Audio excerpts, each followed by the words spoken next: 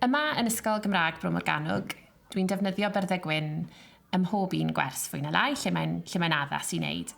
Dwi'n hoff iawn o'i defnyddio nhw mewn gwersi mathemateg er enghraifft mwyn gweld yn syth beth yw ateb dysgwr ac os oes angen chydig bach mwy o waith esbonio neu os oes angen symud a herio'r dysgwr yn amhellach.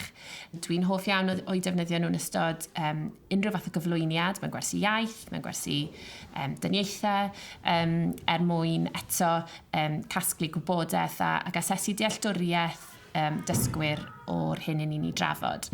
I fi mae e'n adnodd gwbl werthfawr ar lawr dosbarth.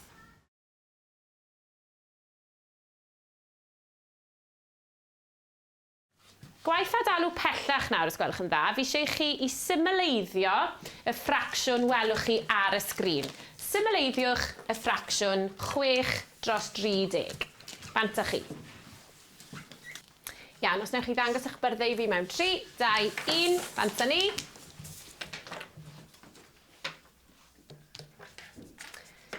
Arbennig, peidiwch dileu eich gwaith. Gai, os gwelwch yn dda. Pwy gai? Gai Ruby, allan i'r blaen, os gwelwch yn dda. A gai Meg, allan i'r blaen. Yma, i ni'n dathlu camgymeriadau. Fel ysgol, un o'n gwerthoedd ni yw dyfal barhad. I ni'n trio manteisio ar gyfleoedd i ddatblygu gwetnwch yn ein dysgwyr ni. Felly, un ffordd o wneud hyn yw arfer sydd gennym ni o'r enw camgymeriadau campus. I ni wedi derbyn llawer iawn o hyfforddiant dros y blynyddoedd. Felly mae hwnna'n rhywbeth i ni wedi mynd ar ei ôl fel adran ac wedi gwreiddio'r arfer yma o gamgymeriadau campus. Felly, y syniad yn syml yw adnabod gan ddefnyddio byrddau gwyn, adnabod pan mae dysgwr wedi wneud camgymeriad, i gwahodd nhw i rannu'r camgymeriad, ac beth dwi'n hoffi wneud fel athrawes yw cymryd cam yn ôl a gadael wedyn i un o'i cyfoedion nhw i esbonio beth yw'r camgymeriad a sut mae osgoi wneud y camgymeriad yna eto yn y dyfodol. Effaith hyn yw bod gennym ni nawr ddysgwyr sydd yn barod i fentro, sydd ddim ofn wneud camgymeriadau, sydd yn teimlo'n ddiogel ac yn fwy annibynnol yn ei gwaith. Be dwi eisiau chi wneud, please, troi a thrafod. Mae yna un ateb cywir yma, mae yna un ateb sydd ddim yn gywir. Dwi eisiau chi drafod pa un sydd yn gywir, pa un sy'n anghywir, a lle mae'r camgymeriad campus ar y bwrdd gwyn. Bant â chi?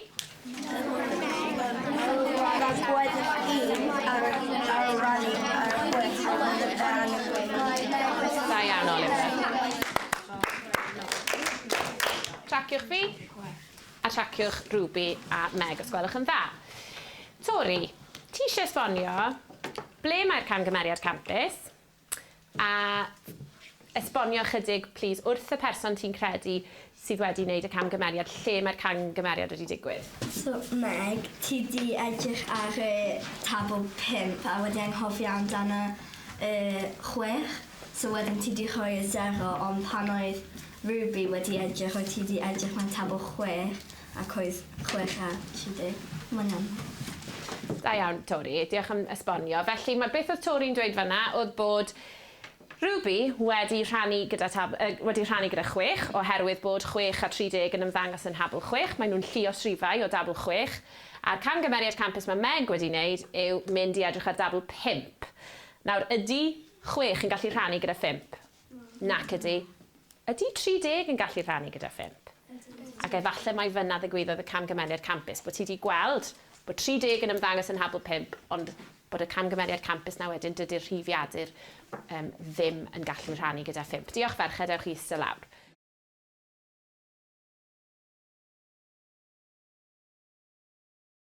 Hoffwn i chi, os gwelwch yn dda, i osod y ffracsiwn 6/7 ar linell rif i fi, os gwelwch yn dda. Bant â chi. Felly, mewn 3, 2, 1, dangoswch. Gai Olivia G i'r blaen, os gwelwch yn dda. Johnny i'r blaen hefyd. Dwi'n meddwl bod Johnny yn sylweddoli ar y daith i'r blaen beth yw'r camgymeriad campus mae e wedi wneud. Ond ta waith, newn ni drafod eto beth. Felly, fel chi'n gallu gweld fan hyn, mae'r ddau wedi llunio llinell rif. Dwi'n gallu gweld y ffracsiwn 6/7 ar y ddau fwrdd gwyn, ond mae yna wahaniaeth mawr yn does rhwng y ddau fwrdd gwyn. Dwi eisiau chi droi a thrafod, dwi eisiau chi weld lle mae'r camgymeriad campus, please. Fant chi? Nawr, sut ydyn ni'n gwybod ar linell rif sawl bwlch sydd angen arno ni pan ni'n gosod ffracsiwn? Achos beth sydd ar y gwaelod. Beth ni'n galw hwnna i fi? Enwadur. Yr enwadur sy'n dweud wrthyn ni sawl bwlch sydd angen. OK, pwy sy'n teimlo'n hyderus ac eisiau esbonio le mae'r ateb cywir, ac felly ble mae'r ateb anghywir a pam i fod yn anghywir. Nancy Jones, dweud o lawr. Felly, mae Olivia yn gywir oherwydd mae wedi gwneud fel llinell rhywbeth iawn. Pam bod i wedi gwneud yn iawn? Oherwydd mae wedi cael 7 blwch. Pam bod 7 blwch yn bwysig fan hyn? Oherwydd mae 7 yn enwadur a ti angen fel faint o blychau sydd yn enwadur. So just stopio ti fyna. Mae Nancy'n hollol gywir, yr enwadur sy'n dweud wrthyn ni sawl blwch, sawl bwlch sydd angen ar ein llinell rif ni. Ti'n hollol iawn. Os ydw i'n gosod 0 fan hyn ac 1 cyfan fan hyn, a mae'r cwestiwn yn gofyn i fi osod 6 seithfed, so 6 dros 7, dwi'n gwybod mae'r enwadur, fel mae Nancy wedi dweithio, mae'r enwadur yn dweud wrthai, reit, mae angen 7 bwlch arna ti ar dy linell rif di. Okay? Felly newch chi gyfri os gwelwch yn dda gyda fi.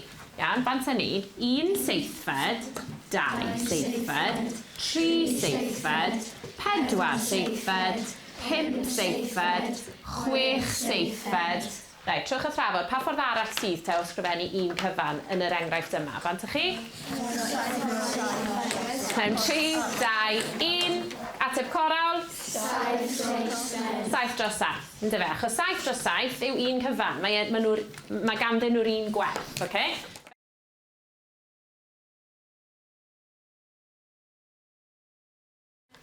Amelia, beth wyt ti'n sylwi am yr enwaduron y tro hwn? Dydyn nhw ddim yn gyffredin. Dydyn nhw, maen nhw'n wahanol yn dydyn nhw. Felly, bwrwch ati nawr i adio'r ffracsiynau. 3, 2, 1. Dangoswch.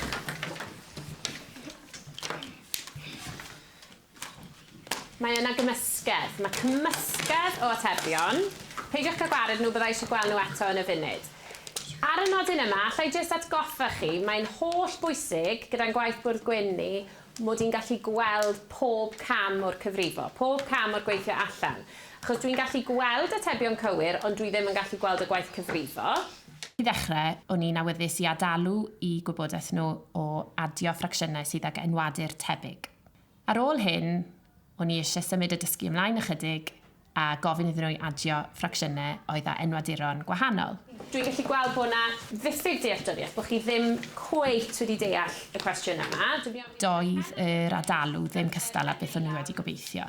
Felly, fe gymryd i gam yn ôl a fe es i fodelu'n fyd wedyn ar y bwrdd gwyn mawr mwyn gwneud iddyn nhw sylweddoli bod adio ffracsiynau sydd ag enwaduron gwahanol, wrth gwrs yn wahanol i adio enwaduron tebyg.